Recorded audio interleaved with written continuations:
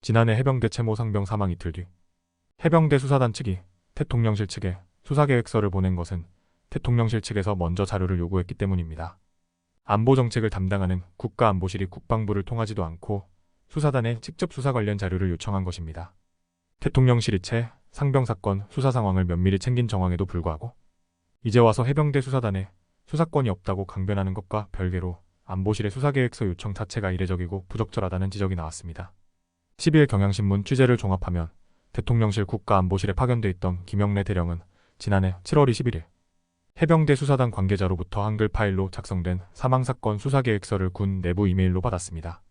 최상병 사건 수사를 담당한 해병대 수사단 관계자는 지난해 7월 21일 오전 11시 57분 김대령에게 말씀하신 수사계획서 첨부한다며 문건을 첨부한 이메일을 보냈습니다. 김대령은 같은 날 오후 1시 2분 이메일을 읽은 것으로 나타났습니다.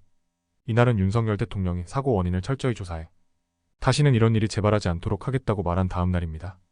박정훈 전 해병대 수사단장 측 설명에 따르면 김대령은 박 전 수사단장에게 연락해 안보실이 채 상병 사건을 국방부 조사본부와 해병대 수사단 중 어디에서 수사해야 할지 고민 중이라는 취지로 말하며 수사계획과 관련된 자료를 보내달라고 했습니다.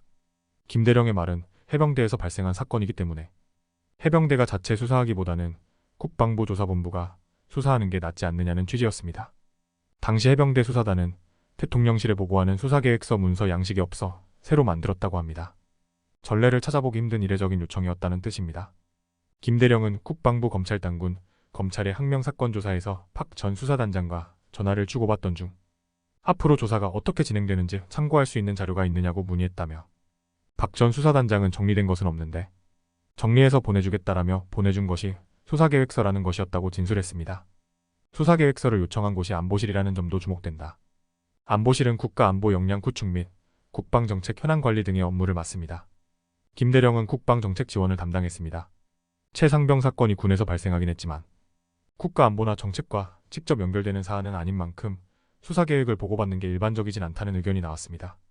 한 법조계 관계자는 과거 민정수석실 같은 부서도 아니고 안보실은 수사와 무관한데 안보실이 수사계획서를 요구한 것은 이례적이라며 안보실이 수사 상황을 파악하고 있었다는 것이고 이런 요구가 오면 수사단 당사자들은 부담을 느낄 수도 있다고 말했습니다. 김병주 더불어민주당 의원이 지난해 8월 국회 국방위원회 질의를 통해 이런 내용의 문제 제기를 하기도 했습니다.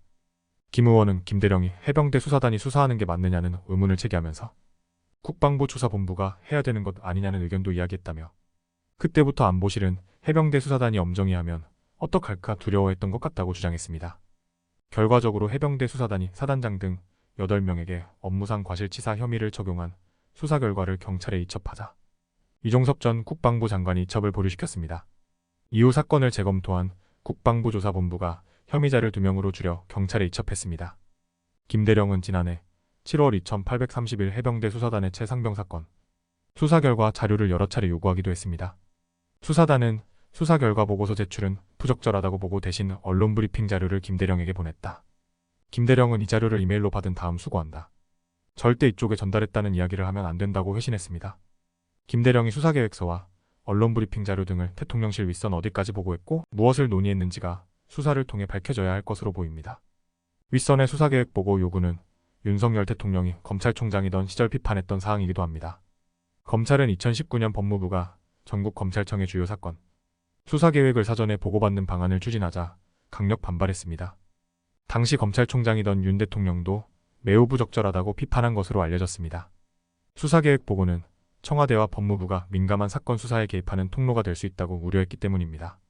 같은 맥락에서 안보실의 채 상병 사건 관련 수사계획서 요청은 해병대 수사단의 독립성을 침해할 여지가 있다는 비판이 나옵니다.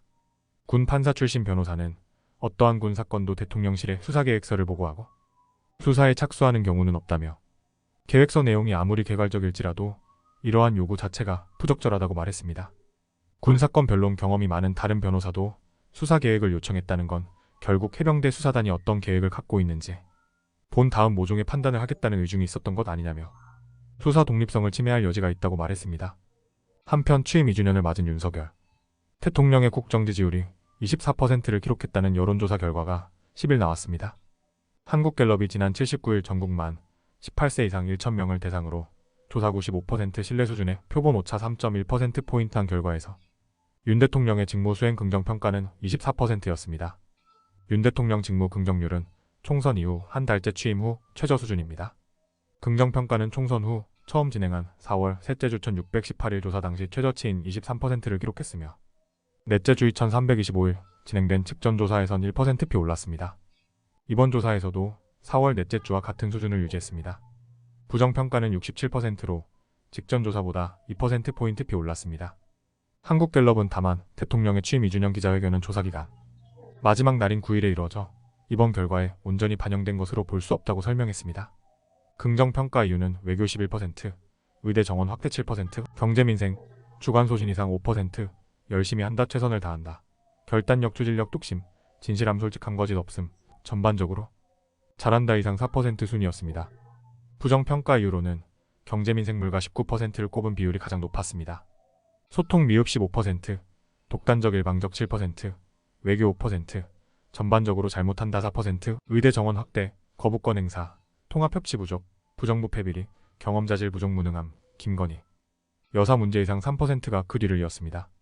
윤 대통령의 직무수행 긍정률 24%는 제육공화국 출범 후 재임한 대통령들의 취임 2주년 지지율 중 가장 낮다고 갤럽은 밝혔습니다.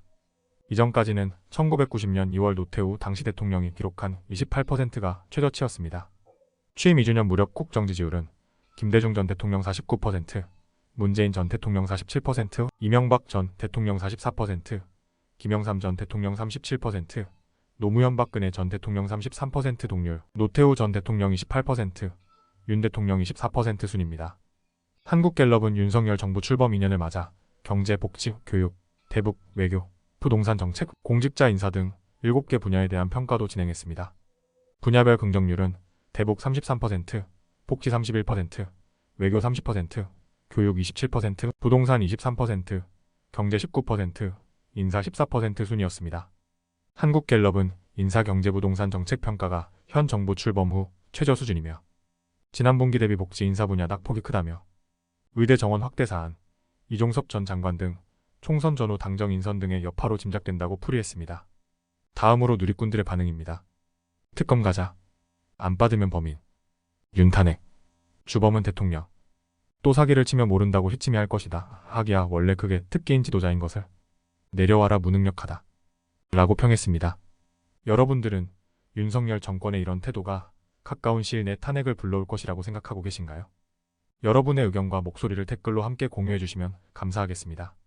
이상 영상 마치겠습니다. 구독과 좋아요는 영상 제작에 큰 힘이 됩니다. 민주 스피커였습니다. 시청해 주셔서 감사합니다.